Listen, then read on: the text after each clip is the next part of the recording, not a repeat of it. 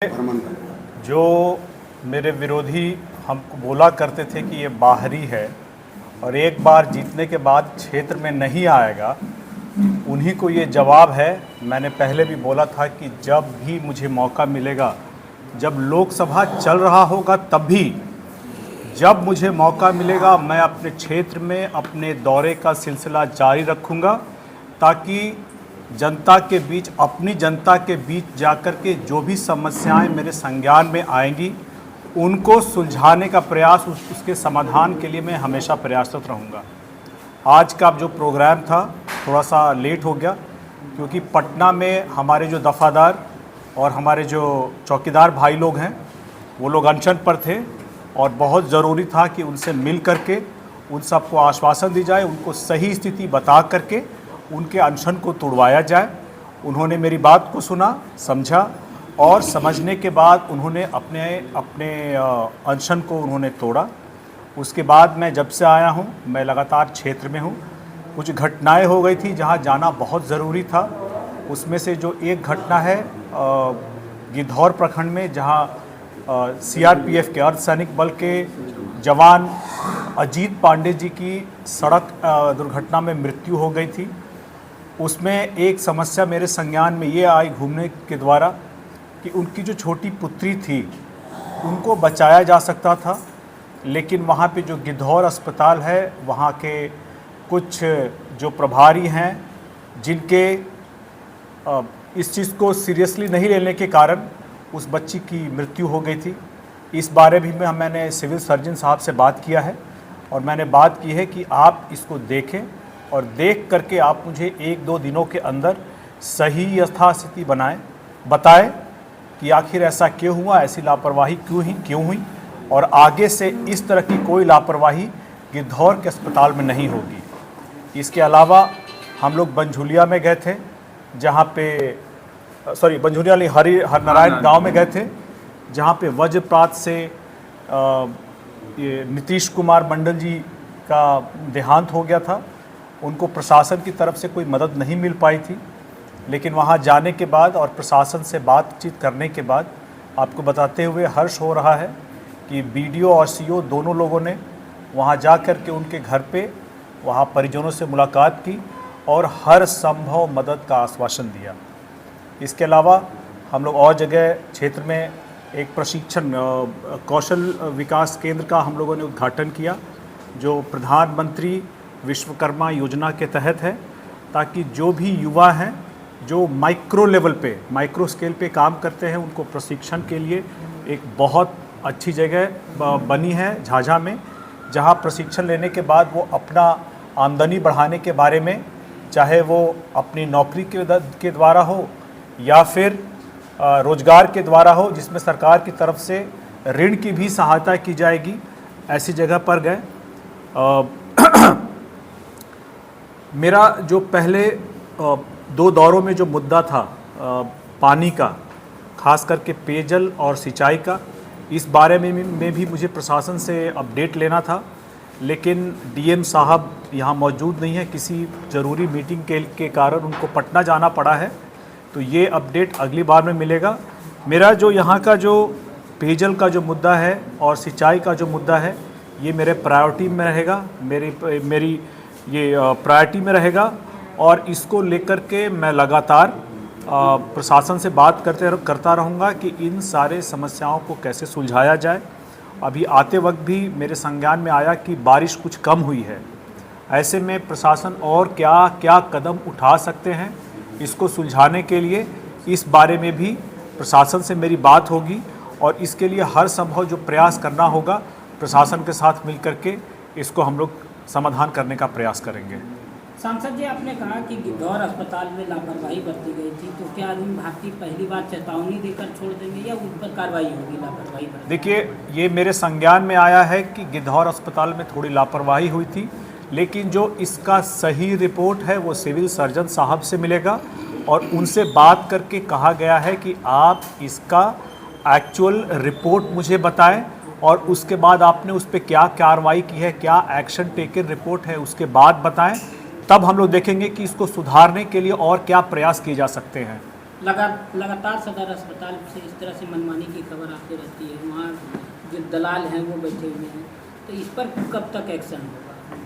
आप तीसरी बार दौरा है आपका। जी, तो अभी सिविल सर्जन साहब को मौका दिया जाए थोड़ी कुछ समय का, उनको यथास्थिति जान करके जो सही जानकारी है मेरे संज्ञान में लाने दिया जाए, उसके बाद जो उचित कार्रवाई होगी वो की जाएगी। जम्मू में खासकर पौष इलाके में लगातार जल जमाव का नासूर बना हुआ है। जितने अधिकारी या फिर नेता आते हैं वो सिर्फ आश्वासन देते हैं कि अभी कुछ सीमा बन रहा है, ये बन रहा है, लेकिन आज तक उस पर कोई उचित ठोस कार्रवाई नहीं हुआ, जिसके कारण त्रस्त है यहाँ का। आप नए निर्वाचित सांसद हैं, क्या कुछ किया जाएगा उसको लेकर? देखिए, जहाँ भी जल जमाव की समस्या आ रही है मेरी संज्ञान में दिया जाए, और जो मैंने अपने पार्टी के लोगों को भी बोला है कि ऐसी कोई भी जल जमाव की समस्या जो मेरे संज्ञान में, जो उनके संज्ञान में आ रहा है और मेरे संज्ञान में आ रहा है, वो तो मैं आगे ले जाऊंगा प्रशासन के साथ के सामने, लेकिन उनके संज्ञान में भी जो आ रहा है वो मेरी संज्ञान में दें, ताकि प्रशासन के पास इसको ले जा करके जो उचित समाधान इसका हो सकता है उस पर हम लोग कार्रवाई करवा सकें। जम्मू शहर में टोटो या ऑटो स्टैंड को लेकर, महिलाओं को लेकर के चौक चौराहे पर पानी की समस्या और जो शौचालय की समस्या, वॉशरूम की समस्या, कई लगातार इस तरह का समस्या बना हुआ है, उस पर भी अब तक कोई भी ध्यान नहीं दिए हैं। आप नए हैं, क्या करेंगे? एकदम इन सारी समस्याओं पे ध्यान दिया जाएगा, और आपसे अच्छा है कि आप सब इन सब चीज़ों को मेरे संज्ञान में ला रहे हैं। मैं ये भी कहूँगा कि ऐसे जहाँ जहाँ ऐसी समस्याएं आ रही है, अगर उन लोगों के द्वारा एक लिखित आवेदन भी मिल जाता तो उस पर कार्रवाई करने में मुझे आसानी होती, लेकिन बहरहाल आपने मेरे संज्ञान में दिया है, मैं इसको अपनी पार्टी के लोगों को लगा करके इसको मैं कैसे समाधान हो सकता है उस पर हम लोग कार्रवाई कर रहे हैं। बजट पास हो गया जी, बजट पास हो गया। बजट में क्या जमुई लोकसभा के लिए आपकी तरफ से कुछ डिमांड है सदन के अंदर? क्या आपने प्लान किया इस बजट में? कुछ हिस्सेदारी जमुई लोकसभा के लिए भी आप सोचे हैं या पटल पर रखे हैं कुछ मुद्दों को आप सदन में? अभी जो बिहार को बजट मिला है, एक रूटीन एलोकेशन के अलावा भी 58,000 करोड़ से ज़्यादा का आवंटन मिला है, और ये मिला है नए एक्सप्रेसवे। बिहार में एक्सप्रेसवे नहीं है, नए एक्सप्रेसवे, गंगा नदी पे पुल, पावर प्लांट इत्यादि को लेकर के मिला है। और इसके अलावा आपको अगर याद होगा कि जो रोड मिला है जो समस्तीपुर और इससे होकर के जा रहा है, मुझे नाम नहीं याद, वैशाली से होकर के जा रहा है, जो बक्सर से भागलपुर रोड जा रहा है, मुझे लगता है कि उसमें कुछ जो पोर्शन है जमुई का भी है। हाँ, नहीं, बक्सर भागलपुर वाले में उसमें कुछ पोर्शन है, और इसके अलावा जमुई लोकसभा, जमुई जो जिला है एक एस्पिरेशनल डिस्ट्रिक्ट है, इसलिए पीएमओ का भी नजर के ऊपर।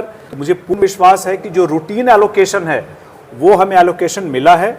फिलहाल जो मेरी प्रायोरिटीज़ में है, मेरा प्रायोरिटीज़ में जो है वो झाझा से बटिया रेल लाइन है, उसमें फाइनेंशियल एलोकेशन कराना रहेगा। इसके अलावा बरनार जलाशय प्रोजेक्ट जो संज्ञान में लाया जाएगा, क्योंकि अगला बजट, ये बजट सिर्फ मात्र 6 महीने के लिए है, जो अगला बजट आएगा मेरा पूरा प्रयास रहेगा कि जमुई लोकसभा को भी कुछ अच्छे प्रोजेक्ट, बड़े प्रोजेक्ट यहाँ पे लाए जाएं। बैनर्जी जो बैठक में गई थी और उन्होंने कहा कि बोलने नहीं देगा, इससे मैं सरोकार नहीं रख सकता हूँ, क्योंकि नीति आयोग में जितने भी सदस्य होते हैं उनको अपना पक्ष रखने का उचित समय और पर्याप्त समय दिया जाता है। नीति आयोग से इस देश की दशा और दिशा, पॉलिसी फॉर्मुलेशन में जो एडवाइजरी है वो तय की जाती है, जो इसके बाद सरकार उसके साथ में एक्ट, कानून, बिल्स लाती है और कानून बनाती है। ऐसे में मैं इस बात को नहीं मानूंगा कि उनको बोलने नहीं दिया गया है। वो एक बड़े राज्य पश्चिम बंगाल के मुख्यमंत्री हैं, तो अवश्य ही उनको बोलने दिया होगा। अब क्या पॉलिटिकल कंपल्शंस है मुझे उसके बारे में पता नहीं है, जो उन्होंने ऐसा बयान दिया। नीतीश कुमार जी अवश्य वहाँ पर नहीं जा पाए होंगे, तो कुछ न कुछ ऐसी बात रही होगी, बिहार राज्य को ही लेकर के कोई ऐसी प्रायोरिटी रही होगी। लेकिन जहाँ तक मेरे संज्ञान में है कि ऐसा कोई भी मीटिंग होती है तो नीतीश कुमार जी उसको छोड़ते नहीं हैं। कुछ रहा होगा इम्पोर्टेंट काम जिसके कारण से वो नहीं जा पाए। इस राज्य की बात को लेकर पॉलिटिक्स काफ़ी हो रहा है, और विपक्ष का कहना है कि सीएम नीतीश कुमार भी मांग करते रहे, उनको इस्तीफा दे देना चाहिए, तो इसको आप कैसे? नहीं, इस्तीफा क्यों दे देना चाहिए? देखिए, हम लोग भी मांग कर रहे हैं कि बिहार को विशेष राज्य का दर्जा मिलना चाहिए।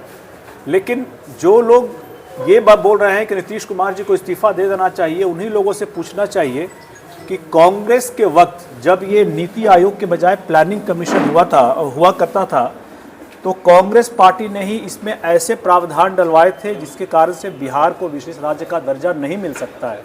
ऐसे में जब तक विशेष राज्य का दर्जा ना मिल जाए तब तक बिहार को विकसित राज्यों की श्रेणी में लाने के लिए, अगड़े राज्यों की श्रेणी में लाने के लिए अगर विशेष पैकेज के तौर पे अगर आवंटन मिलता है तो ये सराहनीय कदम है। और हमारी सरकार से तो ये मांग रहेगी, माननीय प्रधानमंत्री से भी मांग रहेगी कि आगे आने वाले बजट में भी बिहार को इसी तरह से विशेष ध्यान रख करके एक विशेष पैकेज हमेशा दिया जाए, ताकि बिहार भी भारत देश की अगड़ी राज्यों के साथ खड़े होकर के माननीय प्रधानमंत्री नरेंद्र मोदी जी के विकसित भारत के लक्ष्य को अगले राज्यों के साथ खड़े होकर के उसमें अपना प्रॉपर योगदान, पूरा योगदान दे सके। आरजेडी एमएलसी सुनील कुमार सिंह पर कार्रवाई हुई है सीएम को मिमिक्री करने पे, इसको आप कैसे ले रहे हैं? क्या और विपक्ष बोल रहा है कि ये गलत हुआ है, उस पर पॉलिटिक्स ज़्यादा कर पा रही है। देखिए, इस बारे में मुझे बहुत संज्ञान नहीं है। लोकसभा से कल निकल के मैं सीधे निकला हूँ, पटना के लिए आया हूँ, तो सुनील सिंह जी के एक्सपल्शन के बारे में मुझे कोई जानकारी नहीं है। लेकिन उचित जानकारी लेकर के इस पे अगर जो भी आगे टिप्पणी करनी होगी, बताना होगा, मैं आपको अवश्य बताऊंगा। मैंने देखिए केंद्र में जो विपक्षी दल हैं वो कह रहे हैं कि सारा मतलब फोकस जो है बिहार को दिया गया है, जबकि वही बिहार में जो विपक्षी पार्टियां हैं वो कह रहे हैं कि झुनझुना पकड़ा गया। तो दोनों तरफ जो भेद नजर आ रहा है, केंद्र में विपक्ष बोल रहा है कि मतलब सारा बजट में जो है बिहार को फोकस किया गया है, वही आदमी के जो लोग यहाँ पार्टी के लोग बिहार में कह रहे हैं कि बिहार को झुनझुना दिया गया है। तो इसको आप कैसे देखते हैं? ये तो सबसे पहले विपक्ष तय कर ले कि उसको बोलना क्या है। उसको ये झुनझुना बोलना है जो बिहार का आवंटन मिला है, या फिर उसको ये बोलना है कि बिहार को ज़्यादा मिला है। मेरे हिसाब से ये जो बजट है बिहार के लिए एक समावेशी बजट है, एक न्याय संगत बजट है, न्यायपूर्ण बजट है। पिछले 2 दशक में आप याद कीजिए कि ऐसा कोई भी बजट आया हो जहां पे बिहार को विशेष ध्यान दिया गया हो, कभी नहीं आया है। इस बार जो बजट आया है, जो वादा प्रधानमंत्री नरेंद्र मोदी जी ये लोकसभा चुनाव 2024 में करके गए थे, उन्होंने उसका पहला स्टेप पहले ही इसमें बजट में उन्होंने आवंटन दे करके उस वादे पे खरे उतरने का काम किया है, ताकि बिहार के लोगों को भी लगे कि जो उन्होंने उनको 30 सीट जिता करके भेजा था उस पे प्रधानमंत्री जी खरे उतरें बिहार के लिए। देखिए, क्या आप लोग नहीं चाहेंगे, हम लोग नहीं चाहते कि बिहार विकसित हो, महाराष्ट्र और कर्नाटका की तरह हमारे पास भी उस तरह से जीएसटी कलेक्शंस आए, हम भी उस तरह से योगदान कर सके, हमारे यहाँ भी एक्सप्रेसवे हो, नए पुल हो, पुलों का जाल हो। ऐसे में बहुत ज़रूरी है कि बिहार को आगे आने वाले बजट में भी ऐसे स्पेशल ये आवंटन मिले, स्पेशल पैकेजेस मिले, ताकि बिहार में भी जो विकास बाकी राज्यों में हुआ है, जो बार बार बिहार को उलाहना दी जाती है ना कि पिछड़ा राज्य है, पिछड़ा राज्य है, इससे मुक्ति मिले और बिहार भी बाकी अगले राज्यों की तरह भारत के विकसित होने में अपना योगदान दे सके। ये बहुत ज़रूरी है। ये एक न्याय संगत बजट है जो बहुत दिनों से चाहिए था और अब जाकर के मिला है। राबड़ी देवी बड़ी बात कर रही है सदन में, कह रही है कि नीतीश कुमार बार बार महिलाओं को लेकर अभद्र टिप्पणी करते रहते हैं, उससे बाज नहीं आते। देखिए, राबड़ी देवी जी जो ये बोल रही हैं नीतीश कुमार जी के बारे में, उनको पहले पूरे के पूरे परिप्रेक्ष्य, पूरा मामला क्या है उसके बारे में जान करके फिर कोई टिप्पणी करनी चाहिए। एक स्टेटमेंट उठा करके, एक वक्तव्य उठा करके नहीं बोलना चाहिए। और बोल कौन रहा है? जिनके राज में शिल्पी जैन हत्याकांड हुआ, जिनके राज में चंपा विश्वास कांड हुआ, जिनके राज में छोटी बालिकाओं को दुर्गा पूजा में गाड़ी से चलते हुए उठा लिया जाता था, वो बोल रही हैं कि नीतीश कुमार जी इज्जत नहीं करते। आप ये बताइए कि जब से माननीय मुख्यमंत्री नीतीश कुमार जी आए हैं, उन्होंने लगातार बालिकाओं के लिए जो स्कूल जाती थी साइकिल से जाने का प्रबंध किया है, उन्होंने महिलाओं के लिए कार्य किए हैं। ऐसे में राबड़ी देवी जी का, पूर्व मुख्यमंत्री जी का ये बोलना बिल्कुल सही नहीं है। हम लोग उससे कोई सरोकार नहीं रखते। नीतीश कुमार जी महिलाओं की बिल्कुल इज्जत करते हैं और राबड़ी देवी जी को ऐसे बयान देने से पहले अपने गिरेबान में खुद झांकना चाहिए। नीतीश जी जो तुम कर रहे हैं या जो भी सदन में कर रहे हैं वो सही मानते हैं? देखिए, हर सदन में इसकी गरिमा होती है बातचीत करने की, और जो तुम तड़ाक जिसकी बात कर रहे हैं, ऐसा कोई वक्तव्य मेरे संज्ञान में नहीं आया है जिसकी आप बात कर रहे हैं। ऐसा कोई हो तो मुझे दिखाइए, फिर हम लोग बात करेंगे इस पर। सांसद महोदय, अभी बिहार विधानसभा का बड़ा ही एक सनसनीखेज कह सकते हैं उठापटक का दौर समाप्त हुआ मौसम सत्र, इसमें बहुत सारे लोगों के तेजस्वी गायब रहे, विदेश यात्रा पे रहे, क्या कहेंगे इस पर? देखिए, यही विडंबना है, बिहार का दुर्भाग्य है कि जो नेता प्रतिपक्ष हैं, जब सदन चल रहा है तो उनको विधानसभा में रहना चाहिए था, सरकार से पॉलिसीज पे अलग अलग जो डिस्कशन है उसमें भाग लेना चाहिए था, सरकार से सवाल पूछना चाहिए था, विकास के बारे में सवाल पूछना चाहिए था। दिलीप जायसवाल जी, हम लोगों ने उनको स्वीकारा है, उनको अपनी शुभकामनाएं दी हैं कार्यभार संभालने के लिए। और ये सवाल पूछ कौन रहा है? रोहिणी आचार्य जी से पूछिए कि ये ट्वीट करके जो उन्होंने सवाल पूछा है, ये ट्वीट उन्होंने बिहार से किया है कि सिंगापुर से, ये जानना बहुत ज़रूरी है। क्योंकि उन्होंने उनकी पार्टी ने बाकी लोगों पर जो चुनाव लड़े थे, मेरे ऊपर भी उन्होंने बाहरी होने का आरोप लगाया था, लेकिन खुद पता चल रहा है कि वो आराम से सिंगापुर में बैठ करके बिहार में जो घटनाएं हो रही हैं, जो भी कुछ भी हो रहा है उसके लिए वो वक्तव्य दे रही हैं। सवाल पूछने से पहले उनको बताना चाहिए कि वो सिंगापुर से ट्वीट कर रही हैं कि यहाँ बिहार पटना में रह करके या सारण में रह करके ट्वीट कर रही हैं।